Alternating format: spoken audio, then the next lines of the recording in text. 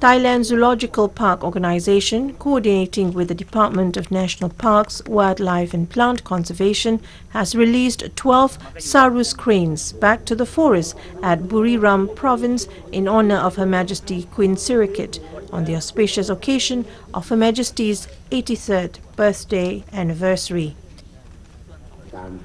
General Patarin Lilayut, Chief of the Zoological Park Organization, presided over Sarus crane's conservation opening ceremony and released the birds in honor of Her Majesty Queen Sirikit at the Temporarily Forest Protection Organization around the non-hunting area in Buriram Province. In addition, the event also raises awareness of the natural resource conservation and also increases the amount of Sarus cranes to bring back the ecology balance. The 12 Sarus cranes aged 1 year were bred by the Nakhon Ratchasima Zoological Park Organization. The Zoological Park Organization first released the Sarus cranes back to the forest in 2011. The organization has released around 60 Sarus cranes, 40 Sarus cranes living in the forest freely. Furthermore, the organization aims to promote participation of the local communities in nature and animal conservation and also plan to release the Sarus crane back to the forest every year.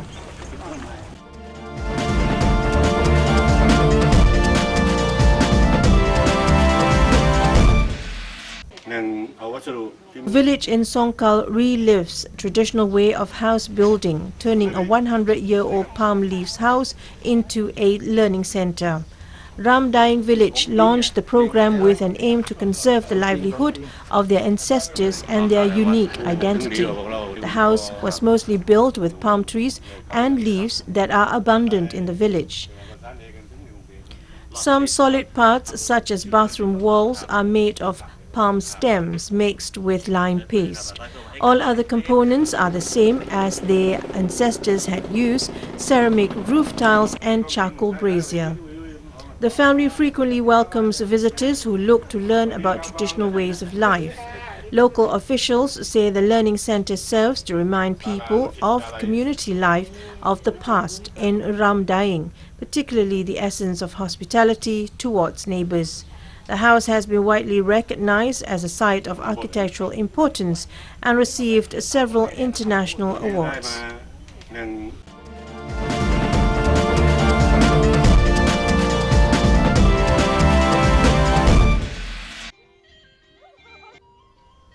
Tourists no longer have to travel to Ha Giang in October to see buckwheat blossoms.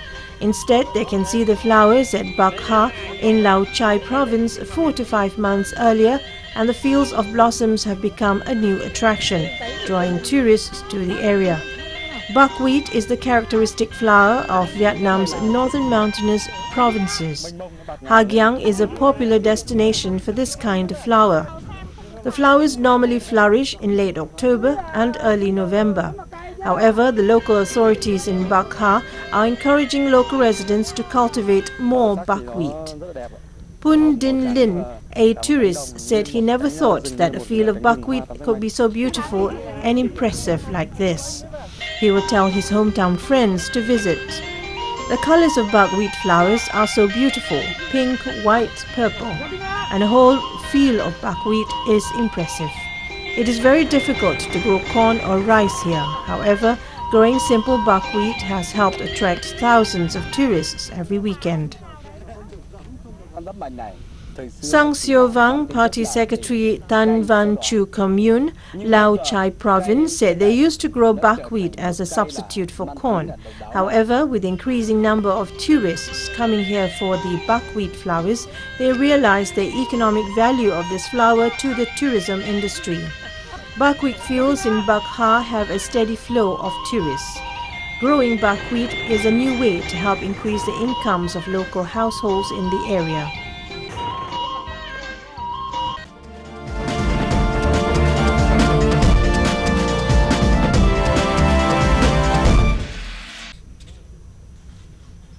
For the past 8 months, 2 brothers and a friend with a passion for traveling have been living the saying, "Cleanliness is next to godliness."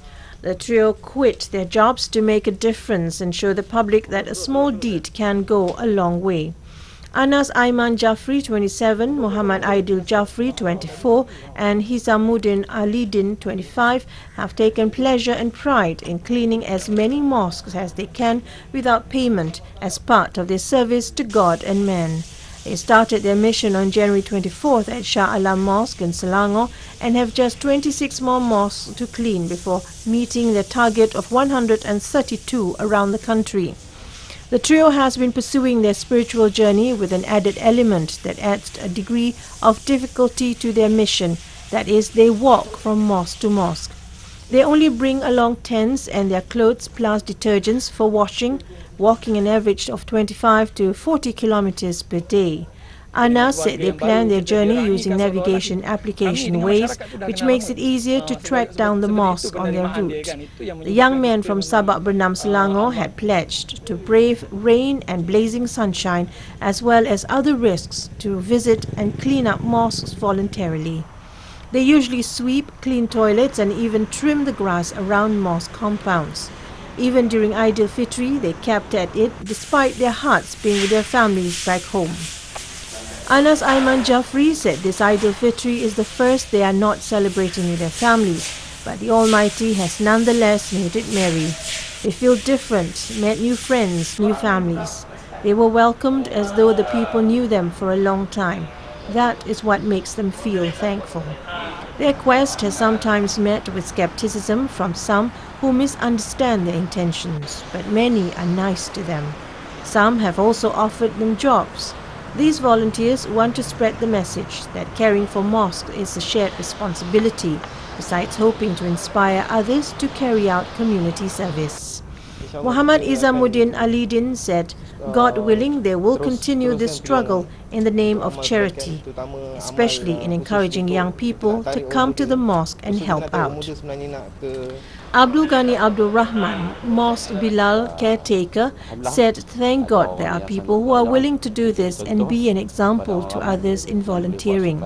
The men will complete their mission in Perak before returning to Selangor. Next year, they intend to visit mosques in Borneo states of Sabah and Sarawak.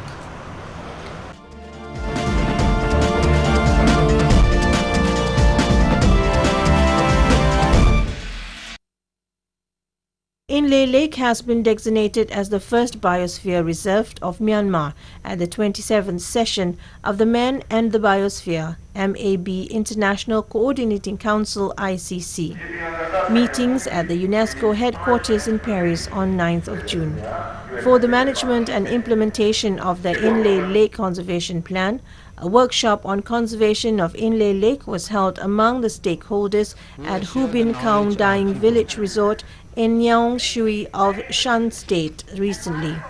It was jointly organized by the Myanmar Ministry of Environmental Conservation and Forestry and UNDP. The workshop provided an opportunity to mark a number of important milestones for the Inle Lake conservation.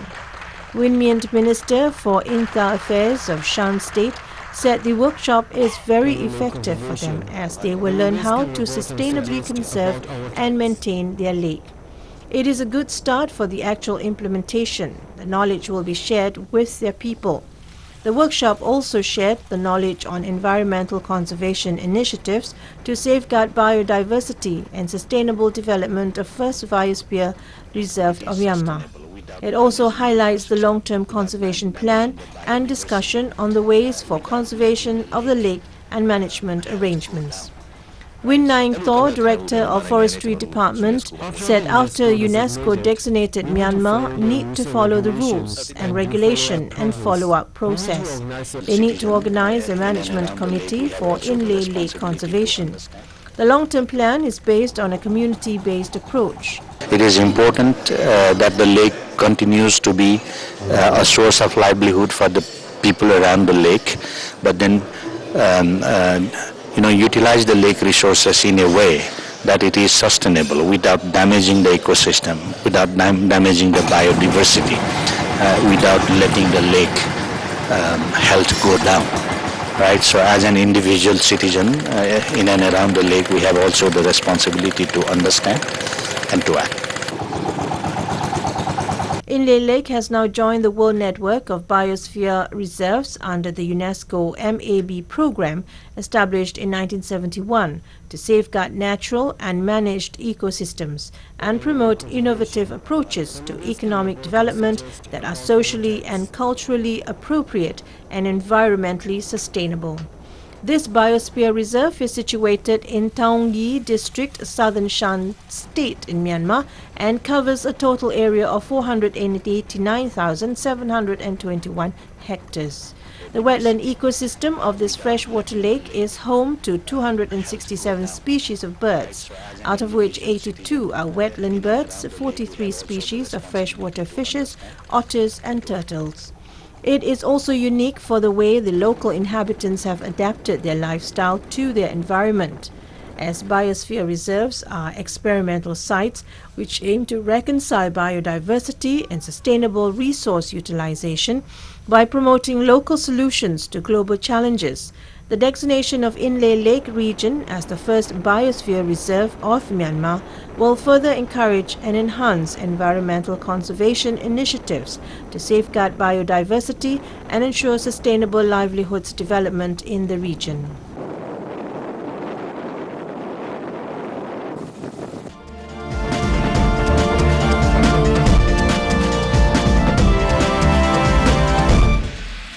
Brunei Darussalam's egg production industry has made a progressive with the opening of a locally owned layer chicken farm located at the allocated agricultural development area in Mukim Sengkurong. The farm is owned by Salasa Aisha Company Sdn Bhd. Muhammad Zain bin Omar, the director of Salasa Asia Company Sdn Bhd, said the company has opened a new era in egg production with the air-conditioned indoor layer chicken farm. Using sophisticated technology, it operates automatically.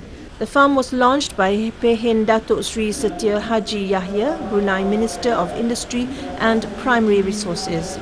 The Salasa Aisha Sdn Bhd layer chicken farm was established on 23 May 2011. Each level of the farm can accommodate up to 25,000 hens. The farm site is provided by the Department of Agriculture and Agri-Food. The company is now able to produce 72,000 eggs daily compared to only 18,000 eggs a day when it was first established. The latest figures help to meet the demand for eggs in the country, and the company is also aiming for an export market if the production continued to progress.